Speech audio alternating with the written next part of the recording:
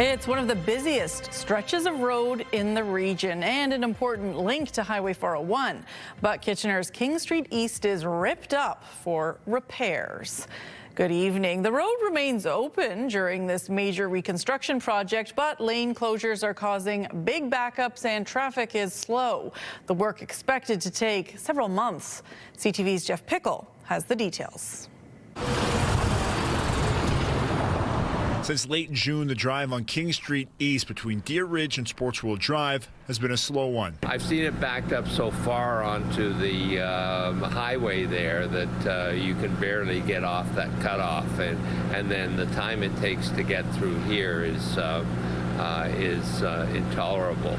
A stretch of road to be avoided if possible. I'll take an alternative route that takes me longer, but at least the traffic's slowing and I'm moving, not stuck in a line with my foot on the brake waiting for the next chance to move a few feet. Local businesses also feeling the effects. They shut down. It was down to one lane at one point, so it's really tough for people to even find the place, and they think they can't enter at all. United Motors says construction is putting the brakes on their busiest time of year. Definitely pretty frustrating because summer's kind of our busiest time, so entering the winter we saw a little less cars. The region says the nearly $33 million project is a big one. Yes, this is a full road reconstruction, so everything is being excavated and replaced. Some utilities are being relocated. This is phase 2 of the King Street project, with phase 1 wrapping up last year. Like the first phase, this work will also include widening the median to make room for the plan to extend the LR2 to Cambridge in the future. So this project will accommodate that future project by having the 8-meter wide median in the center of the road. It is a widening project to allow for that. Despite the heavy construction and multiple sidewalk closures in the area, the road itself will remain open throughout, meaning businesses in the area are also open. You know, be patient with us. All these businesses are open. You know, they could use your support, and we're doing everything we can to maintain suitable access to these businesses. Jeff Pickle, CTV News, Kitchener. Meantime, King Street West by Kitchener City Hall is closed to vehicles this week, part of a new initiative.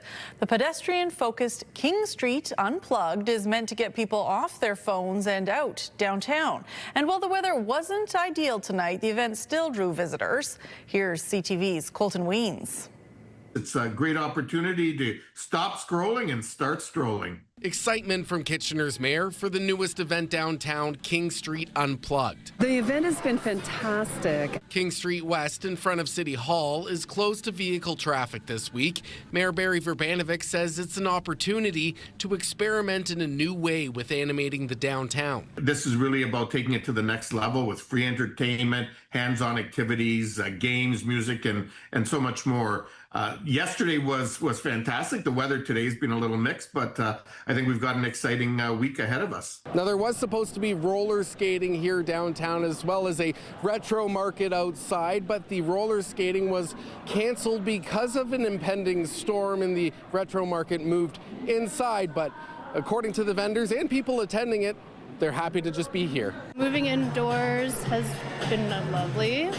I've met a lot of new people, which is nice. There's been a really good range of people who have come to visit, old and young. A welcomed break from the heat. The retro market was still busy through the evening, even with the other canceled events. It's a bummer that the weather didn't hold up, but next time. And I'm really glad that they still got to come out and showcase their stuff. King Street Unplugged runs until Friday, starting at 11 in the morning, with a different theme each day. Tomorrow night we have the Family Splash Jam with entertainment and so on. Drew Ripley and his big balloon show in the square, and entertainment throughout the day. Wednesday we'll be focusing on country swing lessons and line dancing and some live music and board games. Thursday will be a Love Local market and games competitions.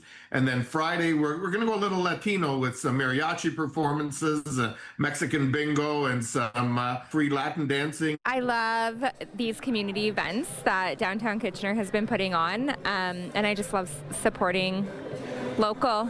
Colton Weens, CTV News, Kitchener. Gunfire in Waterloo's University District over the weekend. A man in his 30s was wounded and police are still looking for the suspect. It happened on Marshall Street early Sunday morning. Police say a 31-year-old man was found with serious but non-life-threatening injuries from a gunshot wound. The suspect is still at large, but officials say the two are known to each other. Residents say they woke up to flashing lights, heavily armed officers, and a massive police presence. We saw police officers running by with assault rifles. It was just all the excitement of the police and the police telling us, get back inside, get back inside.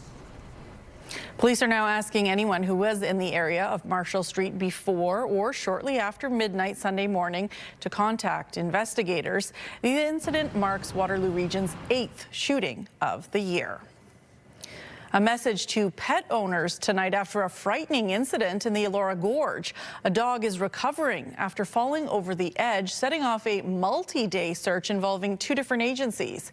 CTV's Karis Mapp hears from the rescuers and the grateful owner. 3-year-old Willow is back home in Ingersoll after a dramatic ordeal at the Elora Gorge Conservation Area. The Labrador Retriever fell over the edge of a 60-foot cliff last Wednesday, setting off a multi-day search. My first thought was like, this area is huge. I'm like, oh my gosh, how am I going to find her? Owner Becky Popiolik says she was out tubing with her son when Willow, who was wearing a leash, wandered off unnoticed. She says park workers found Willow near the edge of a trail, but the dog became afraid, backed away, and fell. She just felt overwhelmed by the people around her, and she ended up slipping off the edge and falling. A rescue team from the Centre Wellington Fire Department sprang into action next, rappelling down the side of the cliff. It was about a 60-foot fall into a very wooded area between the wall and the river.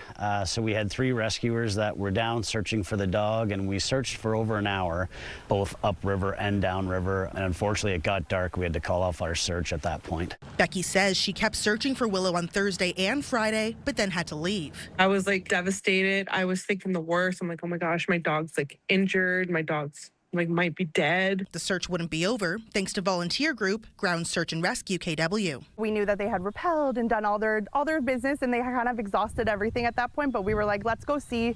You never know. With infrared technology, they found Willow about 500 yards downriver from where she was seen falling. The dog was on the other side of the river, so we used an inflatable boat to have our rescuers go across the river and get the dog. Just to see them come out with the boat and do the whole rescue and being able to witness all of that was incredible. As soon as I got home, I got the call from the ground search and like, we found your dog. I was like, oh my God. So I got home and then I went back. Following Willow's dramatic rescue, she was transported here to the Elora Gorge Animal Hospital, where she was diagnosed with exhaustion, dehydration, and a pulmonary contusion. I walked in, I just started bawling. I like fell to the floor and like just hugged her and cried. A happy ending that also comes with a message for pet owners. At the gorge here, we do have some very inaccessible areas.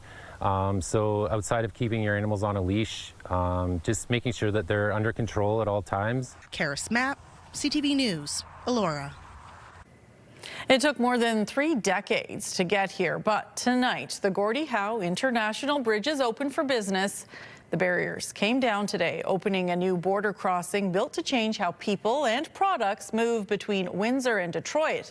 The first people to cross, the family of Gordie Howe. CTV's Travis Fortnum reports.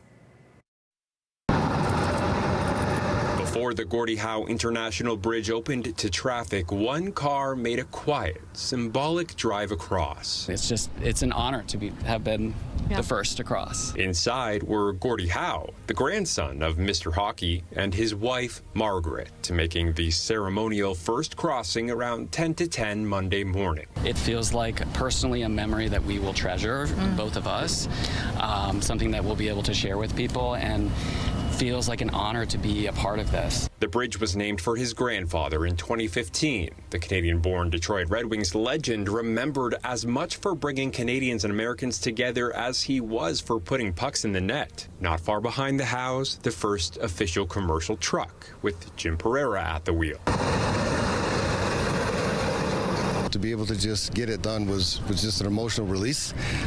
And then it all hit while I was actually on the bridge. Pereira once crossed the Ambassador Bridge as many as 7 times in a single day. He says the new direct route between Highway 401 and Interstate 75 should make the trip a whole lot simpler. The public started crossing shortly before noon, ending decades of planning and years of construction. Staff like Heather Grondin, who's been with the project since 2005, now seeing their hard work pay off. I haven't started to cry yet today, but I'm sure it's going to come at some point. Grondin calls it relief, joy, and a very long time coming. Now everyone else can see what all the fuss is about. The 6-lane crossing has a speed limit of 60 kilometers an hour, and drivers are being reminded eyes on the road. Save the sightseeing for the passenger seat. The Howes say their first drive across was smooth, even if their car may have wanted a little more. We were driving a Dodge Charger, which could have gone much faster than we were able to drive on the bridge, but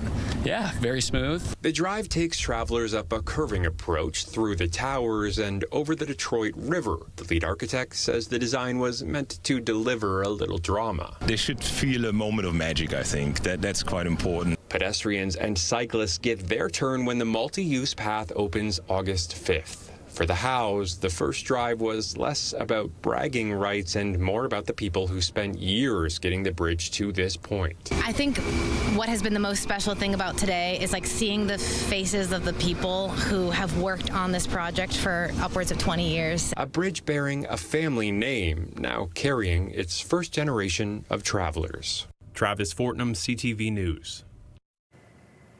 Still ahead on CTV News, calling for changes to address food insecurity. It will not cost the government anything to be able to allow people to get a little bit of dignity back. Still to come on CTV News, food banks and health units urge action as they say 1 in 4 households is struggling to afford basic needs. Turning to our satellite and radar, and we are sitting under cloud cover this evening. There's a 70% chance of showers, as you can see, very active on the satellite and radar tonight. There's also a risk of a thunderstorm overnight, and more rain is possible to start your Tuesday, though so far in this area of Kitchener, it has been quiet and we haven't seen any downpours. Here are some current temperatures around southwestern Ontario. It is 22 in Hamilton, 21 in London and Ridgetown, as well as Windsor, 22 in Goderich, and 21 here in Kitchener and Waterloo. And there were clouds in the skies earlier tonight, but the rain did hold off for a while. The shot from outside our studios in Kitchener as we neared sunset. CTV News continues. We will be back in 2 minutes. Stay with us.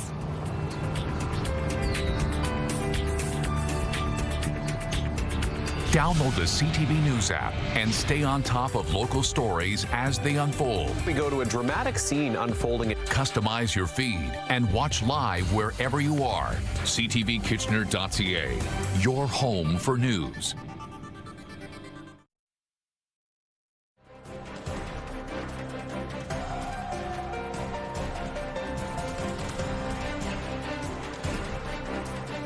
More than a dozen departments within a University of Waterloo faculty have been dissolved as part of a structural shakeup.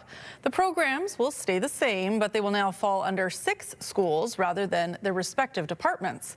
CTV's Alexandra Hollick explains.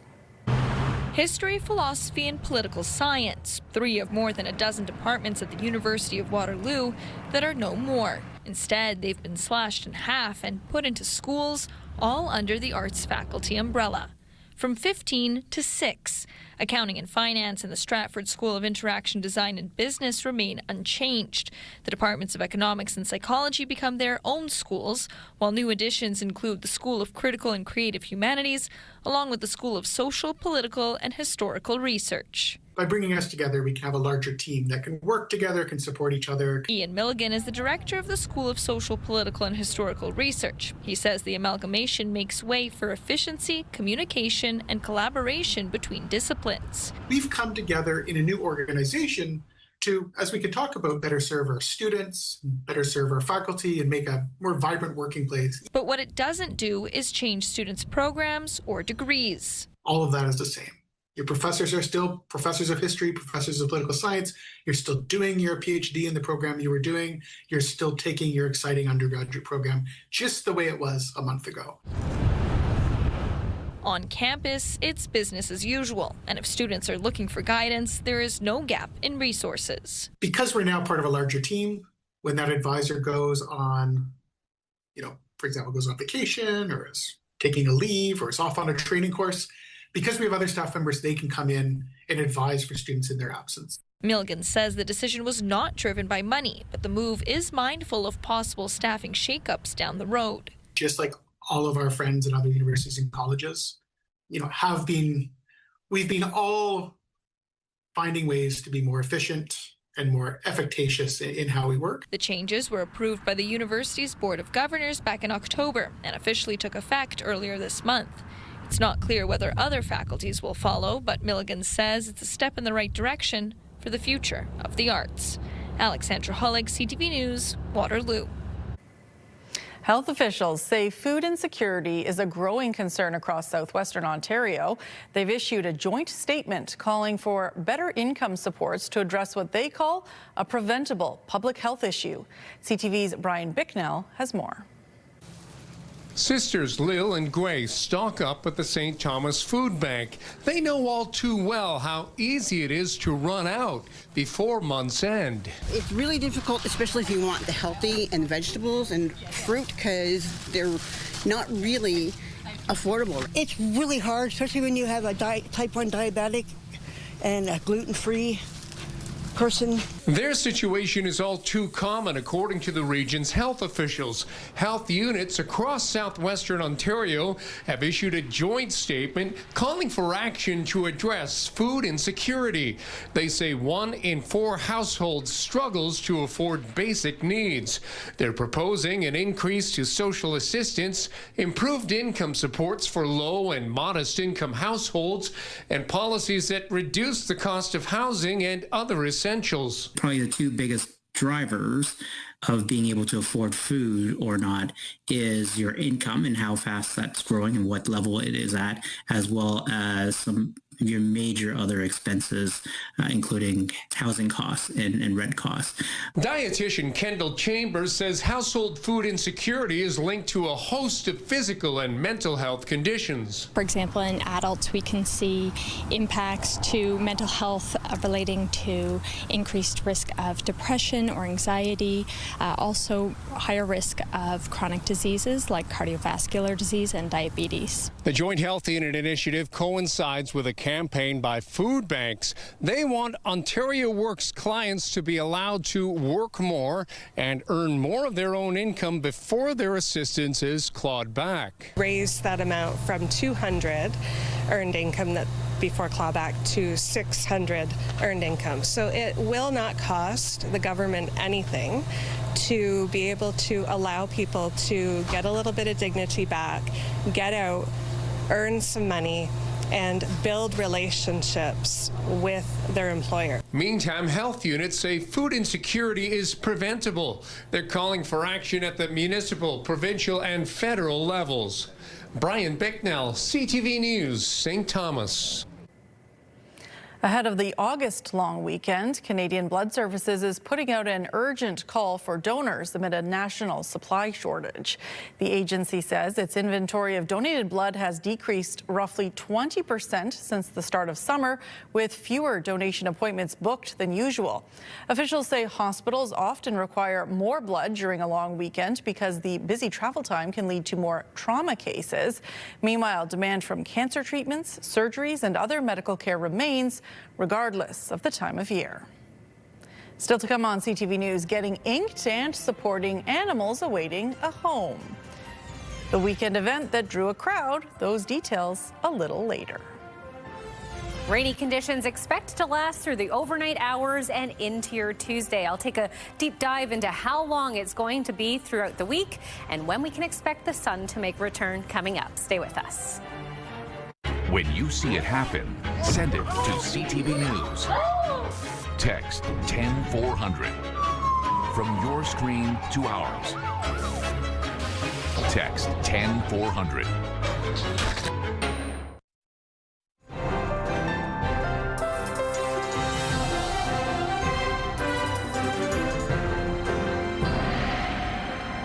Well, we saw some thick clouds and pretty gloomy skies this evening, but the downpours held off. This shot from outside our studio in South End Kitchener from earlier. We are expecting to see some rain, though, overnight and into Tuesday, as well as on Wednesday. Here's Ashley Bacon with a look at the long-range forecast.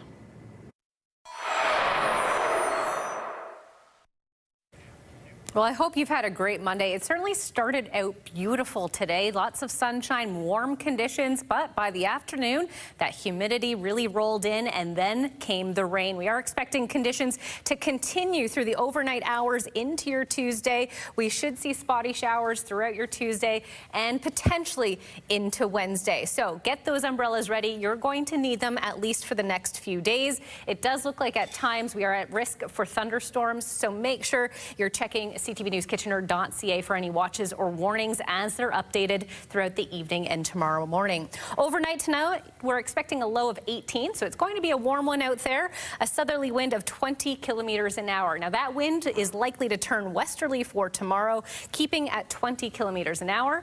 Daytime high is expected around 24, so it won't be as warm tomorrow as it was today. And as I said, lots of rain is expected. We could see spotty showers throughout the afternoon, so even if it appears sunny outside, make sure to have that umbrella just in case. Taking to our almanac as a reminder, 26 is normal for this time of year. 28 is what we reached today, feeling closer to 36 with the humidex at times.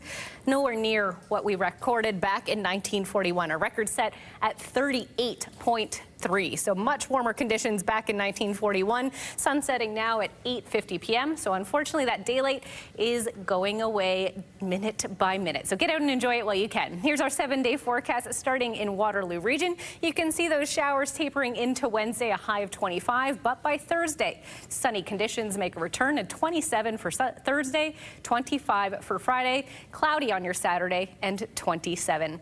In Lambton, Kent, Essex, you'll see similar conditions tomorrow, a risk for a thunderstorm and 25, sunny for your Wednesday and 26, 28 for Thursday, and by the end of the week, we are seeing a chance for showers continuing into your weekend. So we'll keep an eye on that as we get closer to it. And lastly, in southern Georgian Bay, you'll also see a risk for a thunderstorm tomorrow, a high of just 21, cloudy conditions for your Wednesday, but that sun is making a return for the back end of the week. It will be beautiful. So Krista, make sure to keep those umbrellas handy at least for the next 24 hours.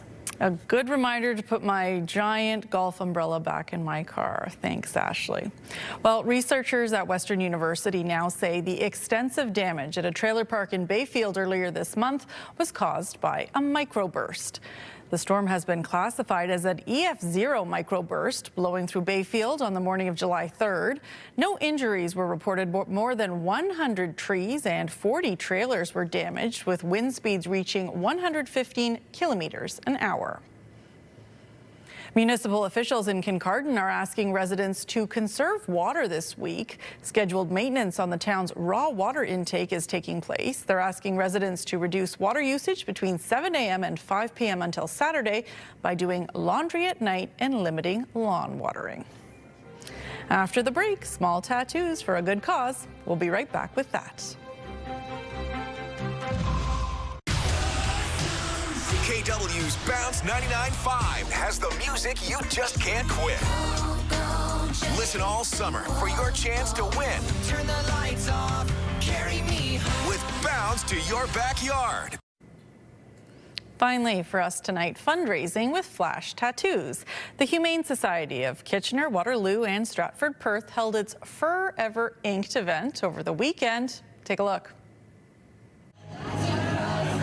We're hosting an event we call Forever Inked. Second year that we've held this event. We have today 9 different tattoo artists and 5 different henna artists volunteering their time, supplies, and whatnot to raise funds for the Humane Society. We've raised somewhere in the ballpark of between $5,000 and $6,000 in previous versions. This year, our target is to exceed $10,000 today. We arrived about an hour before the event started, and there was already a lineup out the door down the street of people wanting to get on the wait list for their tattoos. Very trendy fundraiser, all for a good cause, and who doesn't want a cute Snoopy tattoo? That is our time. Thanks for checking in with us. We'll see you tomorrow.